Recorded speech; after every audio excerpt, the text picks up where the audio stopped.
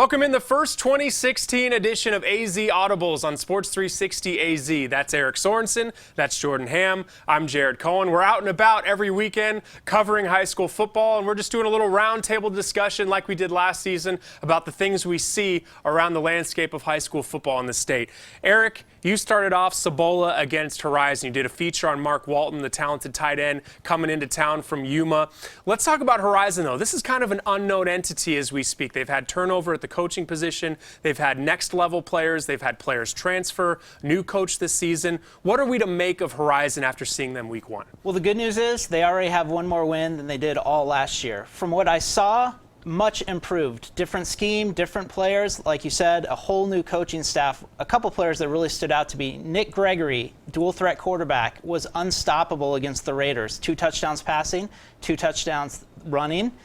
And one of the wide receivers he has to throw to, how many high school quarterbacks have the luxury of a 6'10" wide receiver? Wow. Riker Root, throw it up to the kid. He's going to go get it. Again, beating a team from Yuma, not sure what to make of it in week 0. It'll be much tougher this week taking on Chaparral. Yeah, and I think the key for Horizon this year is staying healthy. Last year, I talked to Chris Hebner about week 10, and he said he had 10 injured starters on the roster at that time. So they got pretty beat up in Division I. We'll see if they're able to stay healthy this year, and we might get a better picture of what they look like talent-wise this year. Now, Jordan, you went and saw Sal Point come into town, and they take on St. Mary's. Sal Point, new crop of players, another kind of team that we're not so sure about at this point. St. Mary's, though, I'm interested. They also have a new coach. They have some very talented players that we've talked about quite a bit, but it's always been a numbers thing. Not always, but over the last few seasons, it's been a numbers thing that I think has really held them back to really achieving the things that they would want to achieve. How's that going to change this season? Yeah, when I was looking at the sideline, I saw about 25 players. So the numbers weren't great. They had a lot of guys go 2 ways, but like you said, they do have talent.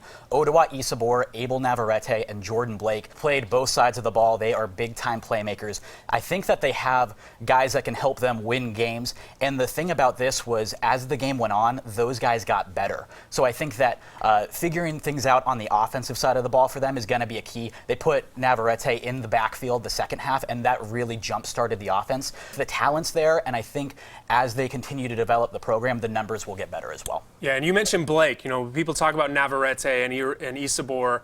Blake's a guy I've found on Huddle this offseason that really stood out to me. And you mentioned that was more from a defensive standpoint. From an offensive standpoint, too, it makes it that much better.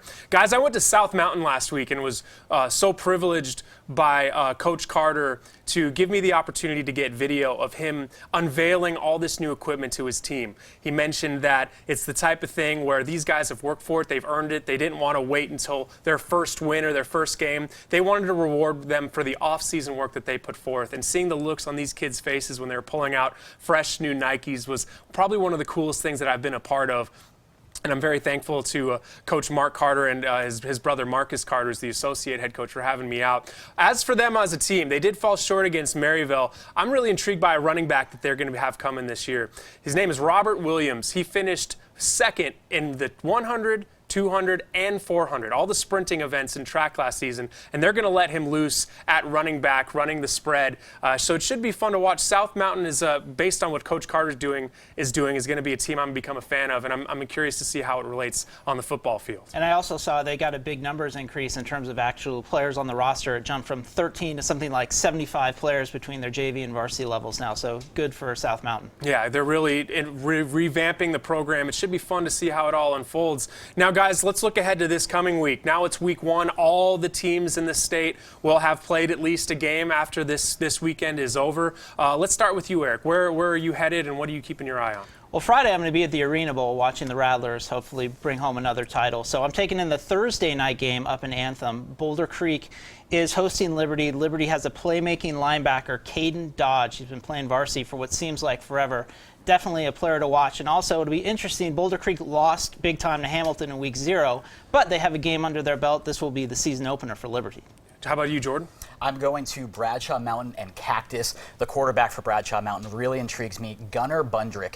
Last year, his completion percentage was under 50%, but he was the team's leading passer, leading rusher. If he can develop that accuracy a little bit, I think that he's going to be a big-time prospect. Jason Jewell on the recruiting roundup daily does and just absolutely loves this kid. when I watched his tape, he kind of had a throwing motion similar to Brock Osweiler, also has the size, 6'4", about 210 pounds, and he's able to tuck and run. So we'll see what they're able to do. And then on Cactus's side, they went 8-3 last year. They return a ton of talent, specifically at the skill positions. So I'm excited to see what they can do. Yeah, and then Bradshaw also got Christian Setter, running back, transferring in. That should be a really fun game to watch on both sides. I'm going to be going to Central High. They're taking on Fairfax. And Central, they've got quarterback returning to football is Micah Vanderpool, who I think is going to be a out-of-nowhere type of player. He didn't play football last season because he sustained a concussion his sophomore year, so he took a year off.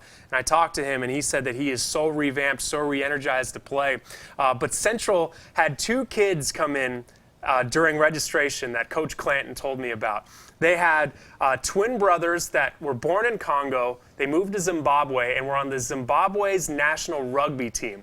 And now they've moved to Phoenix, and they're playing for the Central Bobcats, and Coach Clanton's going to let them loose on the defensive side of the football. They take on Fairfax, so it should be fun to watch this weekend. Again, that's it for AZ Audibles. Week 1 of the 2016 season is coming up. That's Eric Sorensen, Jordan Ham. I'm Jared Cohen on Sports360AZ.com.